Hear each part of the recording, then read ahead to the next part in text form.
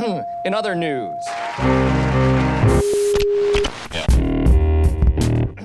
The towers did not burn up. They turned into powder in midair.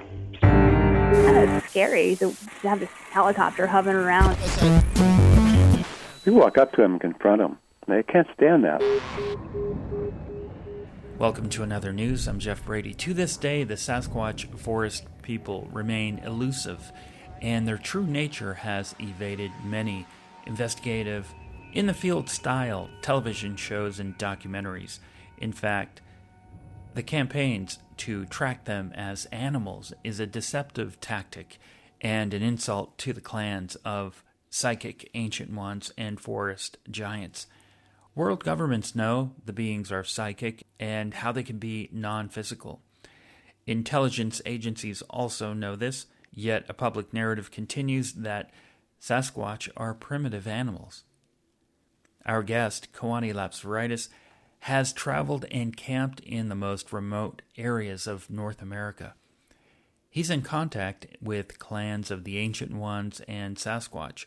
He's explained in detail how he learned Sasquatch forest giants are actually people, not apes or missing links. The separate type of forest people called the Ancient Ones have expressly claimed they're people, not Elohim, not Nephilim, not evil spirits, not of Cain. They are from the seed of Adam. Kewaunee writes, quote, "The psychically gifted Sasquatch have strange abilities beyond what strictly rational humans can comprehend." End quote. An open heart, a quiet mind, and calm, resolute composure, an affinity for the natural world, and general loving kindness can bring a Sasquatch to psychically communicate with you. The Sasquatch people have numerous clans and tribes throughout the North American continent. They've requested our guest to write the book titled The Sasquatch People and Their Interdimensional Connection to bring a direct societal awareness of who they are. Kewaunee Lapseritis is the author and editor of several publications, including The Psychic Sasquatch and Their UFO Connection. We talk with him about his 2011 publication titled The Sasquatch People and Their Interdimensional Connection. Kewaunee is a holistic health consultant and master herbalist with a background in anthropology and psychology. He's a social scientist and has been involved with Sasquatch research for the last 70 years. Kewaunee also taught anthropology at a New England college and did an ethnographic study living among Ticuna Indians in the upper Amazonia. He later investigated the Yeti while in the Himalayas. He currently resides in eastern Washington state, where he also interacts with up to 9 Sasquatch who live on the mountain behind his house. Kewaunee, welcome back to Another News. Thank you, Jeff, for having me. There is a fascinating contradiction you reveal in your book of how the forest giants exist in a natural state without technology and are often compared to animals by human society, yet they're known to become invisible, to heal others from a distance, and telepathically communicate. Please help listeners understand this contrast. Yes, the Sasquatch people are judged by ignorant researchers that see them, their hair as, and mislabel them fur. And this is actually a form of racism. We've been through this with the Native American people, with the Afro-American people, and with the Chinese that came over here. They were put down as being subhuman. And this was a carryover from Europe, bringing over this racist attitude. And these researchers are, in my opinion, are being racist towards the Sasquatch people. They're more, these so-called experts are really historians that relate material from the past. They sound good when they're explaining what they know about the Sasquatch people, but they say it in terms of them being animals and so on. And the reason is because these researchers have a lot of fear. They have a lot of misunderstanding, so they view them as dangerous. Some of them have violent intent, or they're very aggressive. And the Sasquatch are so unbelievably psychic beyond anything that the average human would understand. So they can pick up on these so-called experts, neophytes, basically, because they don't know what they're doing. And when you put out that kind of attitude, the Sasquatch pick up on it and want nothing to do with them. So you don't stalk them, chase them, or hunt them. You just push them away, because the Sasquatch have, maybe they're within about 200 or 300 acres that they live, generally close to water, with their families or with a mate. When you enter their territory, it's like waking up some morning and there's somebody camped out on your doorstep with a gun or a bunch of cameras without your permission. And that's exactly how it is with the Sasquatch. The Sasquatch are in a way that they're like a mirror. If you go after them with aggression, violence, with violent intent, or wanting to get photographs of them in order to egotistically make money and make everybody feel good that you're this wonderful person, but people get back the same aggression and they get kicked out of the area. And some of these people have said, oh, it was going to kill me. I said, no, it wasn't. They said, oh, yes, it was. And I say, no. I said, if it was going to kill you, you wouldn't be talking about it now. You'd already be dead. They can run 70 miles an hour. They're very fast, and they're unbelievably strong. If they backhand you and hit you in the head, your head will go flying off. But they don't do that. They just drive people away. So this is important to understand. If you go out there and go where people are seeing them in their area and you camp out, the idea is to telepath to them and to ask permission. And the idea is to have an open heart and have what they've told me, people should be walking in unconditional love. And that's not happening. They think love is this airy-fairy thing. Certainly not romantic love, but a spiritual love. And spirituality really is respect for all living things, for trees, bushes, insects, all animals. It's having respect. And they'll know if you do have that respect. When I teach people, I do about 8 or 10 people a year that contact me from all over. Presently, I'm working with a person in Kenya. I lived all over the world, in England, East Africa, Japan, Australia, and the Amazon in the past. So I know that whole area because I visited 43 countries. And so I'm helping this man make a connection with the Ogagwe. And the Ogagwe people are about 4 feet, 4.5 feet tall with hair. And so they're in a jungle mountain range there in Kenya. And I'm helping him. I taught him telepathy and what to do. And I do this for people. I don't do this for people that want to benefit publicly from their findings. These are people that personally are on a spiritual journey that want to interact with these wonderful forest people.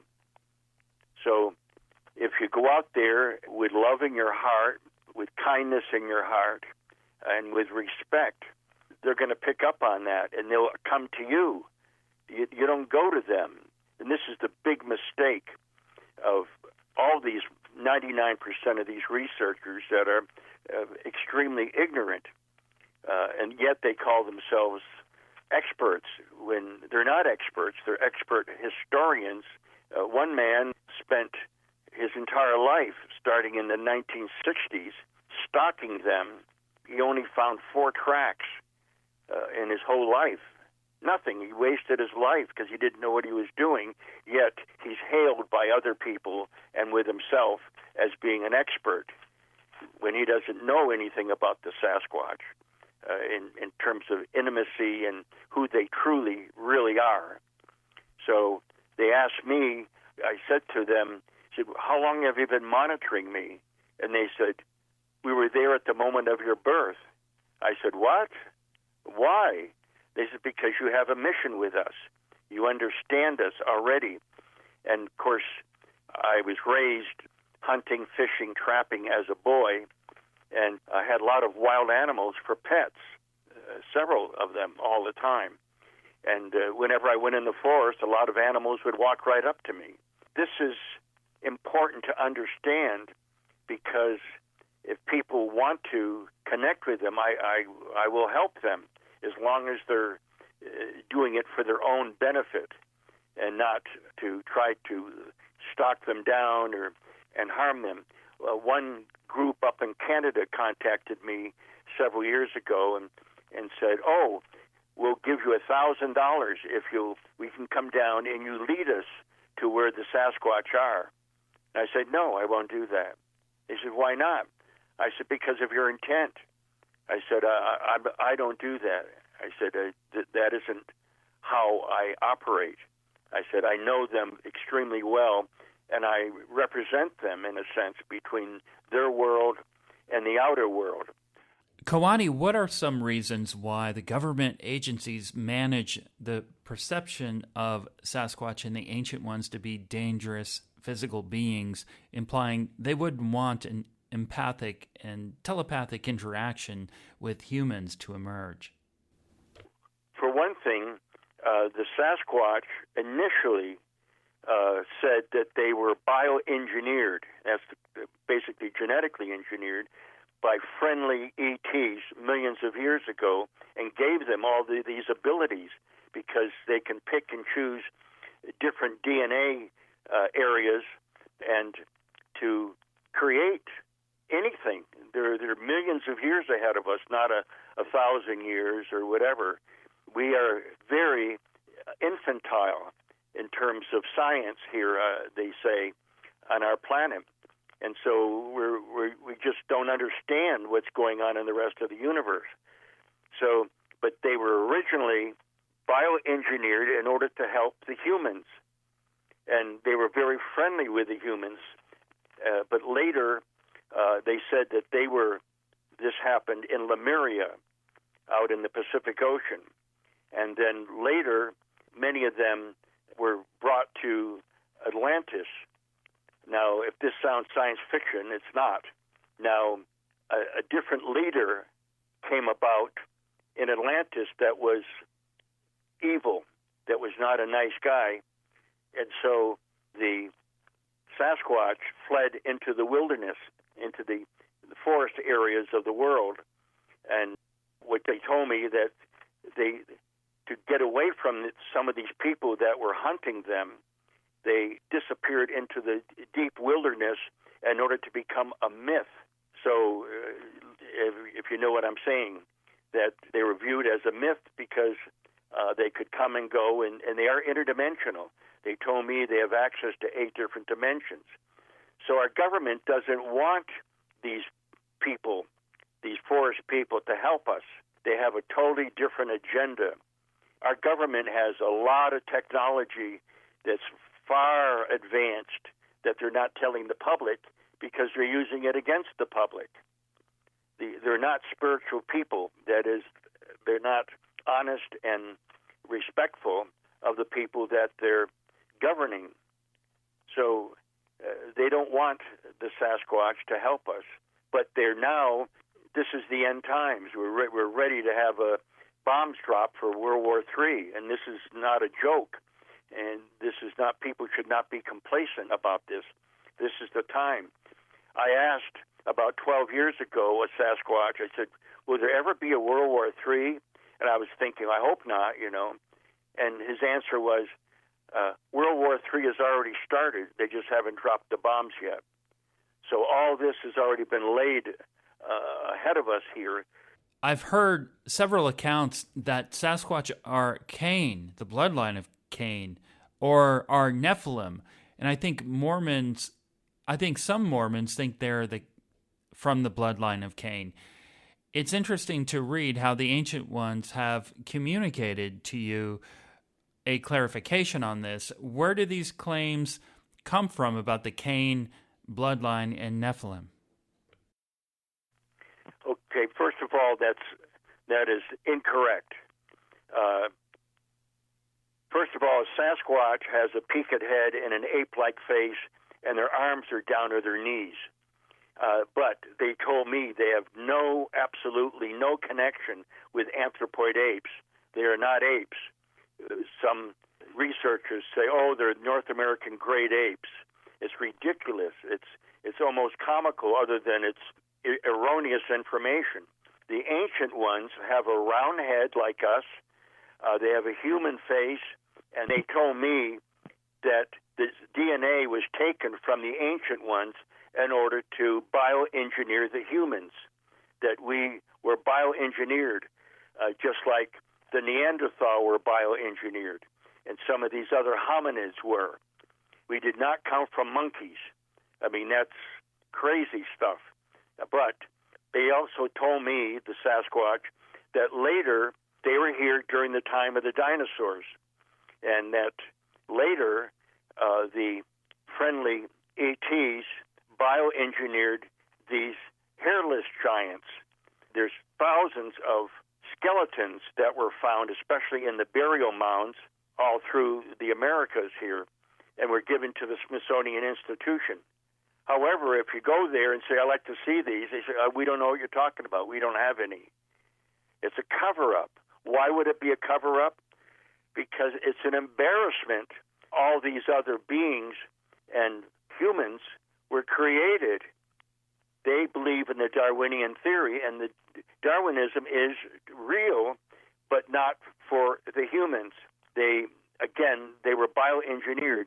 I asked a Sasquatch about 35 years ago, I said, are you the caveman, the missing link that scientists talk about? And he chuckled, and he said, little brother, he says, you people are the missing link.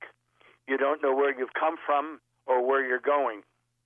The Nephilim were here, and they still may be in some isolated areas, but the Sasquatch are not Nephilim, and they're not from Cain at all. Again, they were bioengineered or genetically engineered, and they have no relationship to the anthropoid apes. And they told me, they said, we are not evil spirits or any of that, that we are a nature people.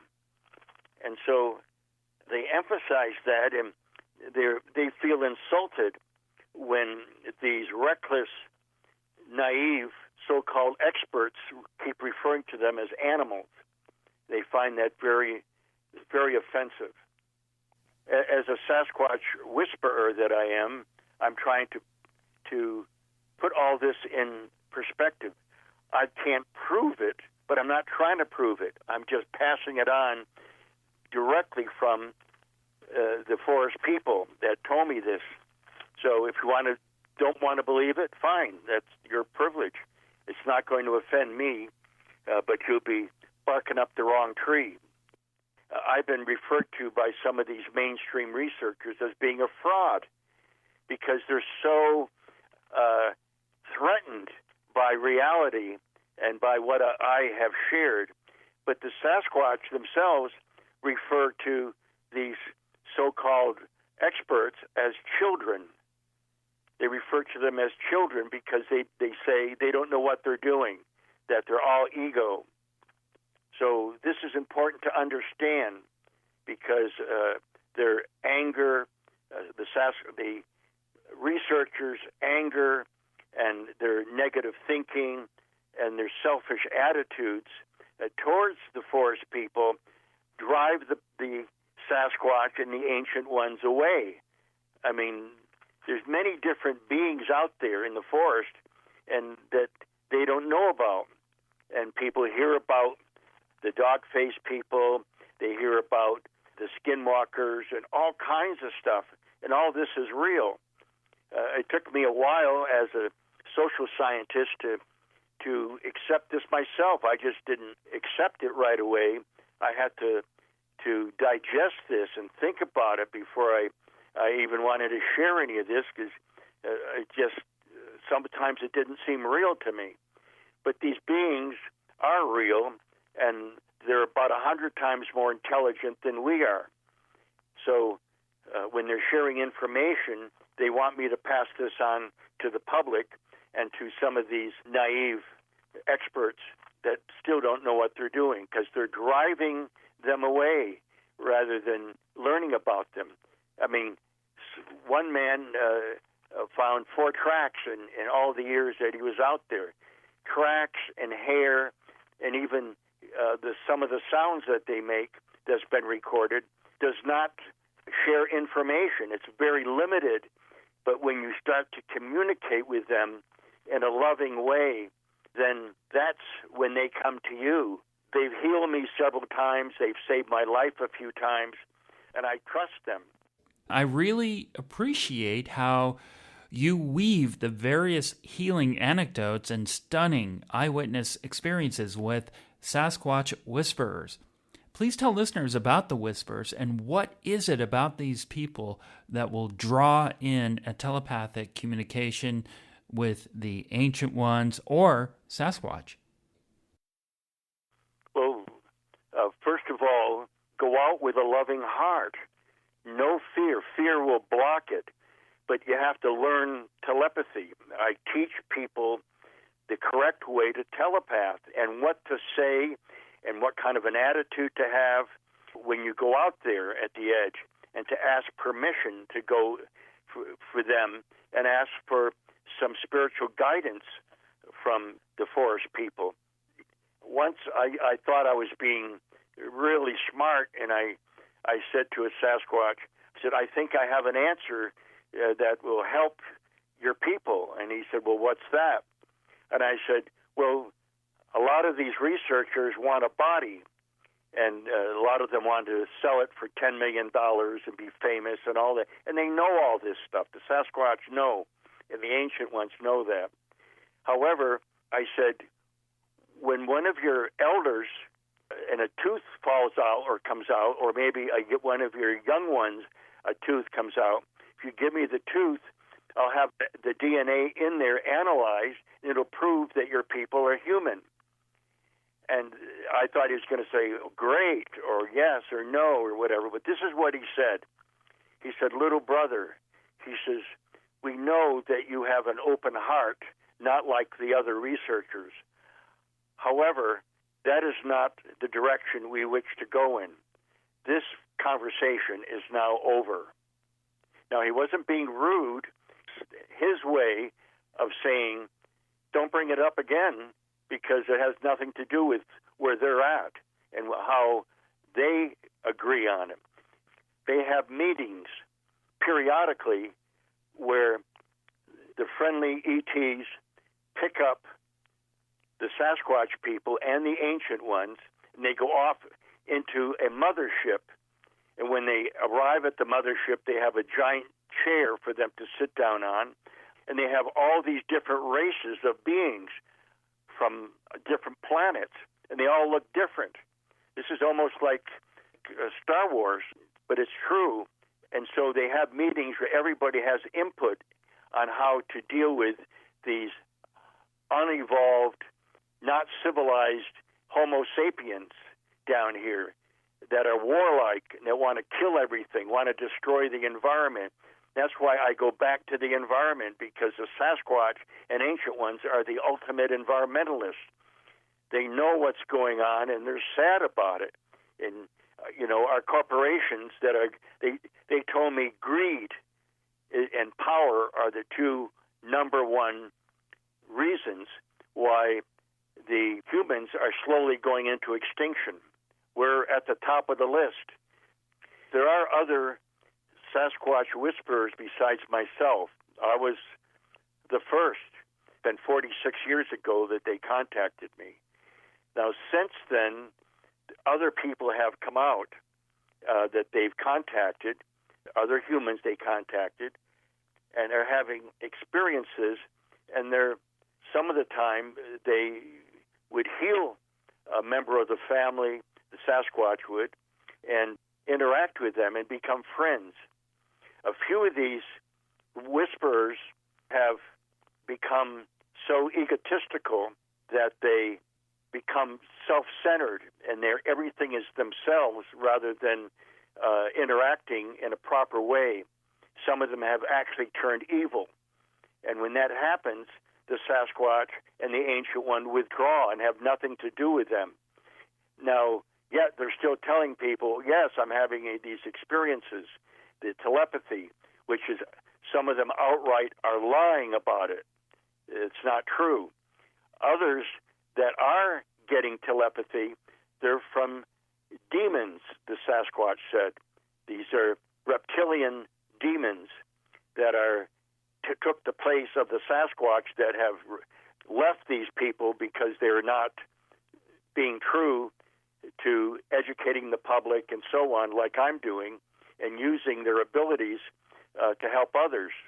They're getting false information from these reptilians that are pretending to be Sasquatch to some of these whisperers who, again, lost their heads and are thinking that they're so special that they're not doing what the Sasquatch have asked of them. So you have to be careful because some of these people are not for real, and yet they're making claims. So it's a difficult situation. Myself, they've healed me several times. 2 years ago, I had kidney stones. I don't wish that on my worst enemy. The pain was so excruciating on a scale of 1 to 10, 10 being the worst pain. Mine was a 10.5. I'm a hermit. I live alone here up in the wilderness. I couldn't even think straight. I was vomiting. I couldn't sit up. I couldn't sleep. I couldn't eat. It's horrible, absolutely horrible. And I went through this for a day and a half, and finally, even though I would lay down because I was so weak, I would lay down, but I couldn't sleep even during the day, that I finally, while I was laying there, said, "Oh, you didn't telepath to your Sasquatch family and ask for help." The pain was so bad I couldn't even think straight to ask that. So finally I did, and I telepathed and asked for help. And this was 7:15. I still remember, early evening. And the next thing I knew, they put me out, and I woke up in the morning completely pain-free, as if I never had any problem at all. Completely zero pain. So I telepathed back to them with tears in my eyes, thanking them over and over again. When I was married, my 6-year-old son at the time was going to kindergarten, and he walked into the kitchen right after my ex-wife, had made some tea on the stove, and he was going to put some toys on the stove and play on his eye level. And she said, "Oh, no, don't do that." She says, "That plate right there is still very hot." And he smiled and put his hand right on it because he couldn't see any red there, that was glowing. And he did it to defy her, being just a kid. And when he did, he didn't just touch it. He pressed down on it. And all of a sudden, he went screaming, running into the living room, running in circles. And skin was hanging off of his fingertips. I was just mortified.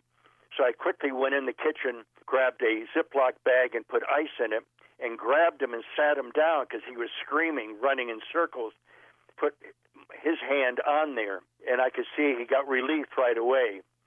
So I said to my wife, "Well, he won't be going to school because he plays in the dirt and everything, and if he gets infected, he could lose his hand or his arm or even his life. Burns are that way, and this is severe with all this skin hanging off of his fingertips." So she put antibiotic cream on and wrapped his hand in bandages, and we sent him to bed. When I went to bed, I telepathed to the Sasquatch people and asked them if they would heal him, but I meant take the pain away completely. That's what I meant, because burns just don't go away overnight. It takes months at times to heal. So I fell asleep, and the next thing I know, I was facing the wall, and I heard my wife say, "What are you doing up?" And he says, "I'm getting ready for school." She said, "No, you're not. We're taking you to the doctor." He said, "Wait a minute. Why did you take all your bandages off?" He says, "Because there's nothing there." And he was hitting his fingertips. And I rolled over and said, "No, don't do that." But I looked. There wasn't anything there, as if it never happened. I mean, I was blown away by this. Also, a close friend of mine developed liver cancer and only had a few months to live. And I asked the Sasquatch, these are wonderful people. I said, "Could you please go to him and heal him?" And his wife called me 5 days later and said, "We're shocked. The doctors can't find a trace of cancer in his body, and we don't know why." And I said, "I sent the Sasquatch to him." They had Sasquatch experiences themselves. I said, "I sent the Sasquatch to him, asked them to heal him."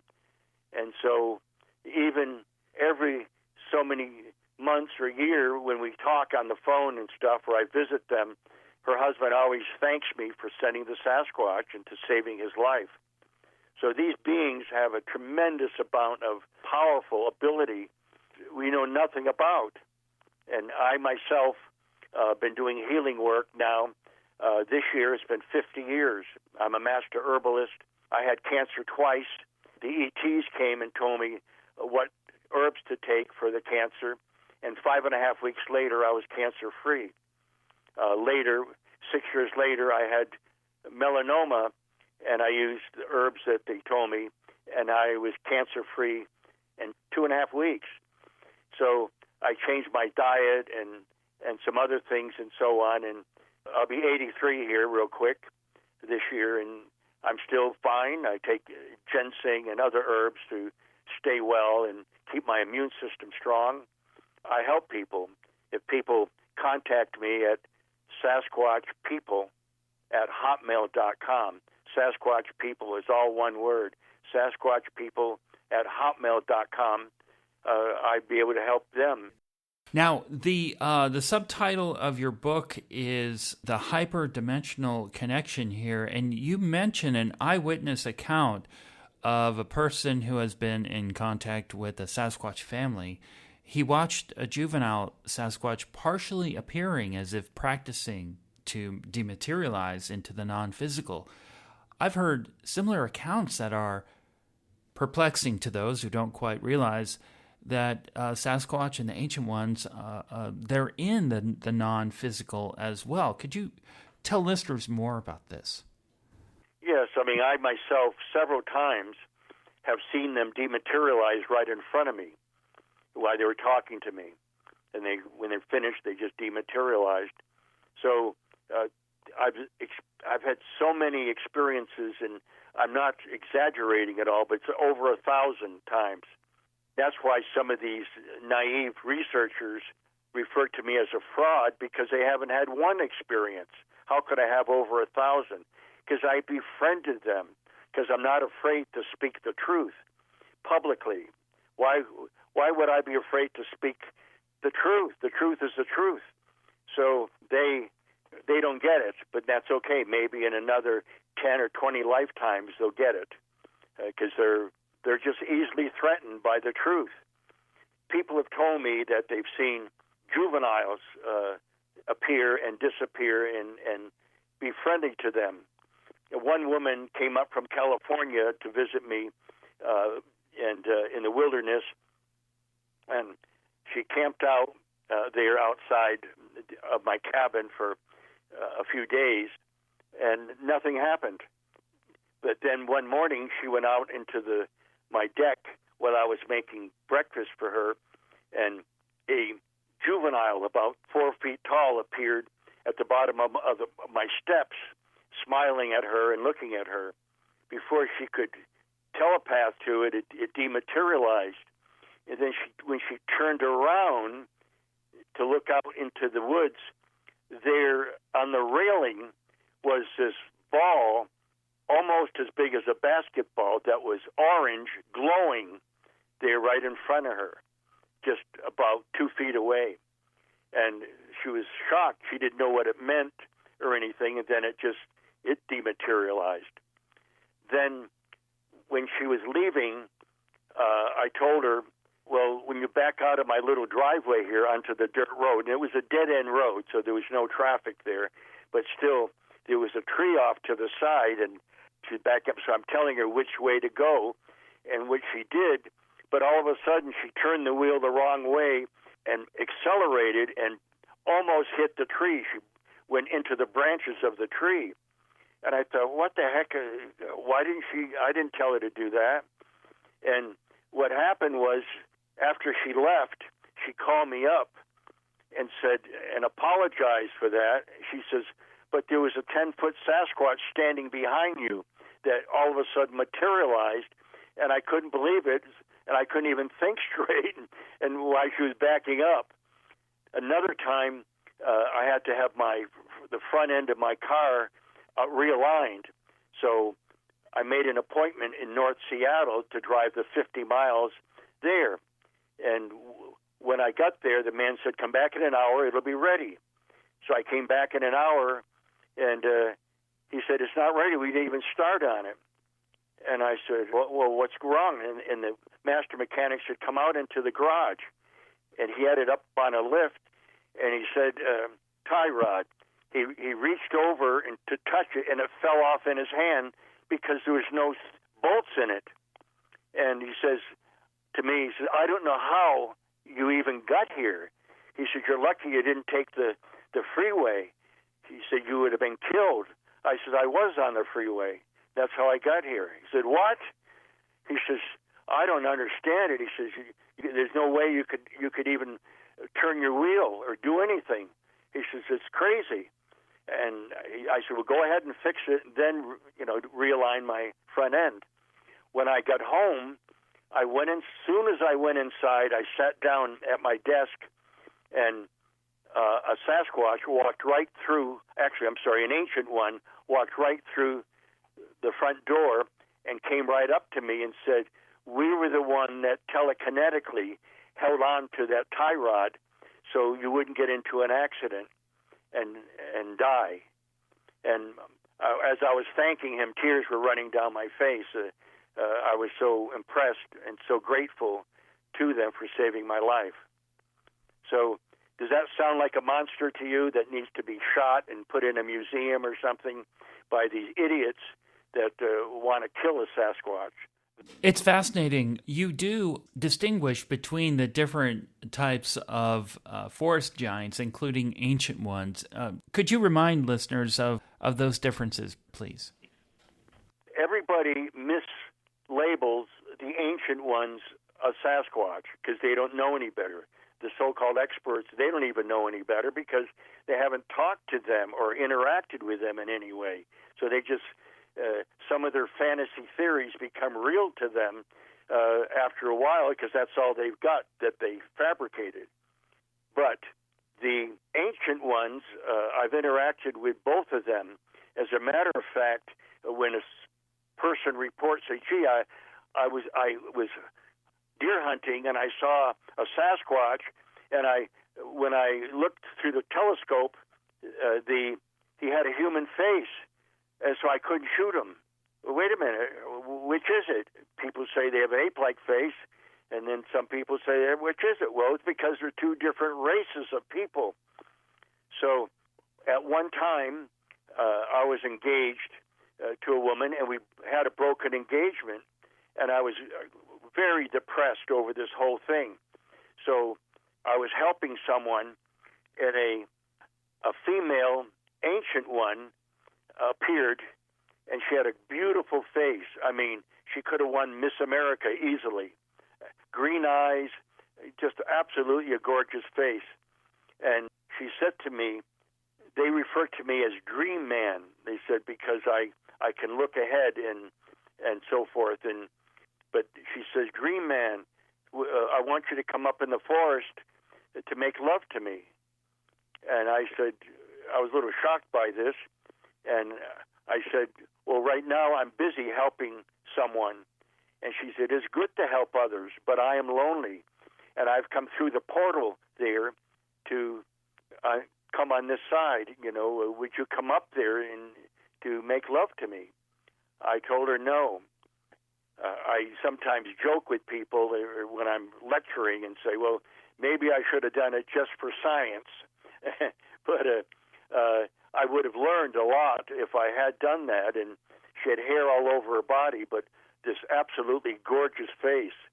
And she was 5.5 feet tall. She was young. So they have the same number of chromosomes, 46 chromosomes, as we do, because they created us, so they told me, from the Ancient Ones. Now, a woman who was a UFO researcher with MUFON told me that about 35 miles outside of Seattle, there was a man who was divorced, 60 years old, and he lived in a cabin on a small lake. And he was seeing spaceships come and hover over the lake in the evening, and then a tube would put in the water, and the next morning he noticed the water was down in the lake because it was a small lake.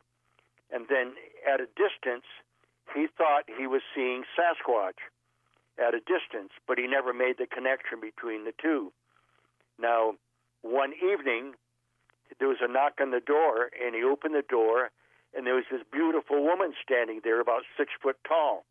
And she had hair all over her body, but a beautiful face. She was an Ancient One. Again, he didn't know one from another. And she asked if she could come in, and she was talking to him telepathically. So he did, and wanted to know what this was all about. And she said, I want you to make love to me. So apparently a lot of these abductions and things like that from different races of ETs, they're not all the same, are using genetics and so forth for whatever reason. I don't even know, but it's important to them to get a woman's ovum or whatever, in order to do these things. So he went to bed with her, and when she got through making love, she got out of bed and smiled at him and then walked right through the wall, because they can walk through doors or walls easily, and disappeared. 1 month went by, and there was a knock on the door again in the evening. When he opened the door, she pointed to her stomach and said to him telepathically, just one phrase. She says, "It took," and smiled and turned and walked away. So they do this.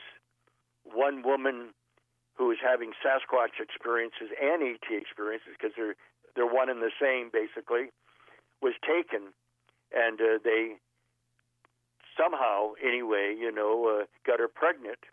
Then they came later and took the fetus out and put it in some kind of a chamber and developed it into a being. And one day she was living by herself on this old farm in Indiana. There were woods and fields all around her. And they came and woke her up and said, "We want you to come," because they could listen in on her, that she was wondering whatever happened to the child that came from her body, see? So they took her aboard. There in the field was a spaceship, and they took her aboard, and this ET escorted her child out, and he was a beautiful child that was half ET and half human. The child smiled at the mother and hugged her, and then they escorted her back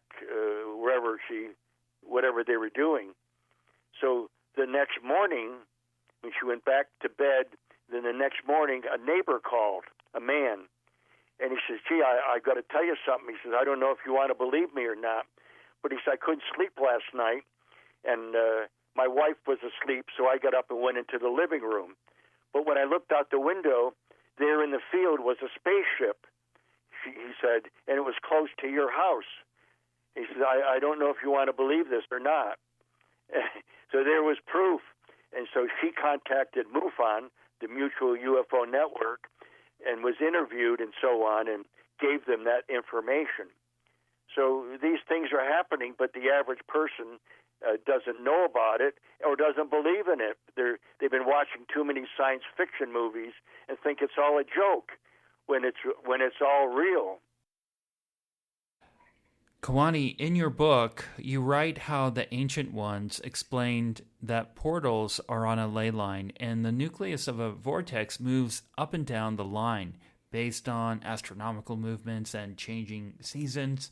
Some lines are longer than others. Portals differ from each other. Some have healing energy, others are dangerous to be near.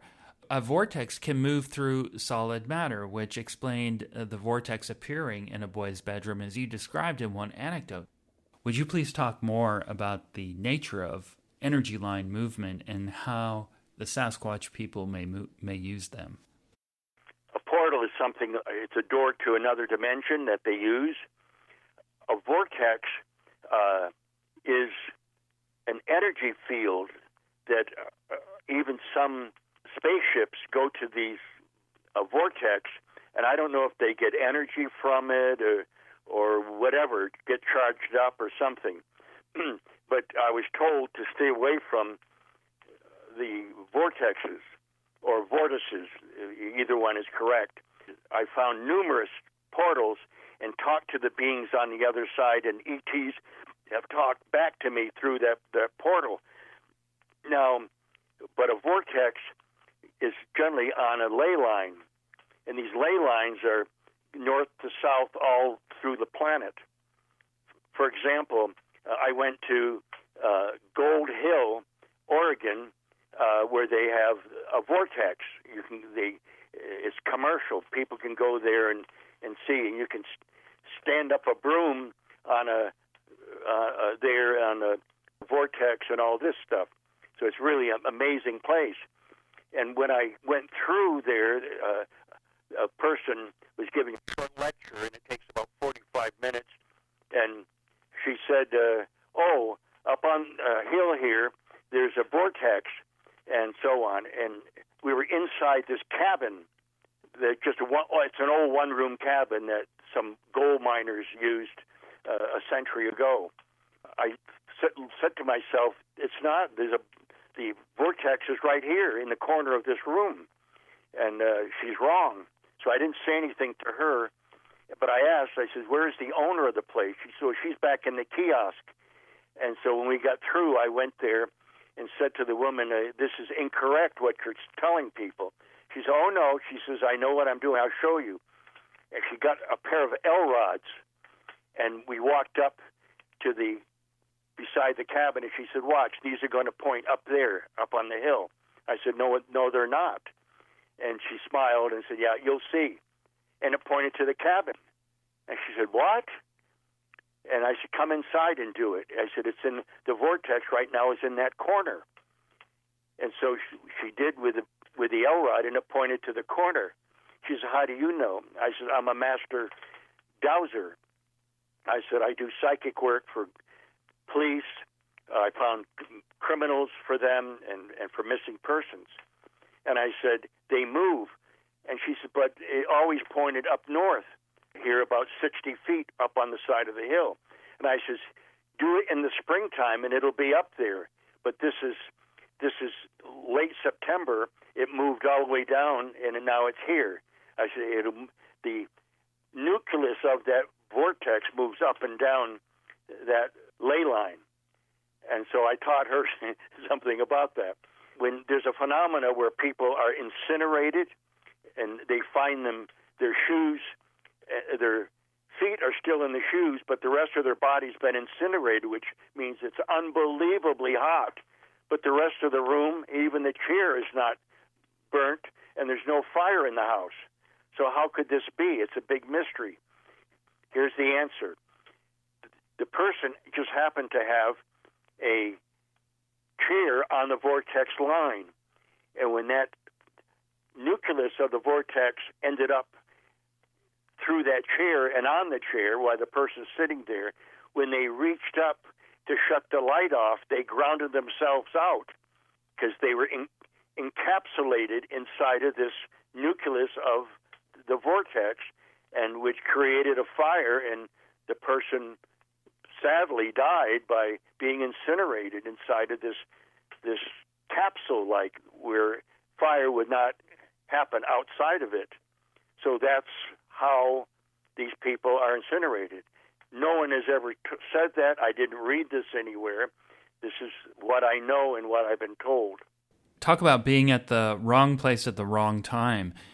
Kewaunee Lapseritis, we're going to continue this interview in a second show, but I want to mention to listeners that your book, titled The Sasquatch People and Their Interdimensional Connection, is a superb read, and we've only touched on a few anecdotes in this interview, but it is one of the most interesting books I've ever read, and I've really appreciated how you wove the anecdotes all throughout the book, and it really answers a lot of deep questions some readers might have.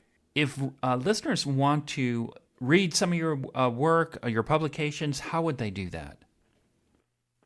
They can go on Amazon to purchase my two books, The Psychic Sasquatch and Their UFO Connection, and The Sasquatch People and Their Interdimensional Connections.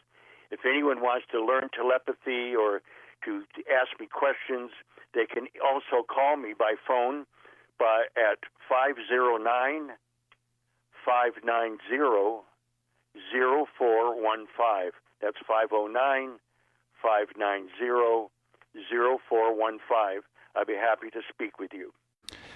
I have a feeling you're going to get some phone calls, Kewaunee. Thank you again so much for being on In Other News. Yes, thank you for having me, and God bless everyone that's listening. You take good care. It's a very challenging times now.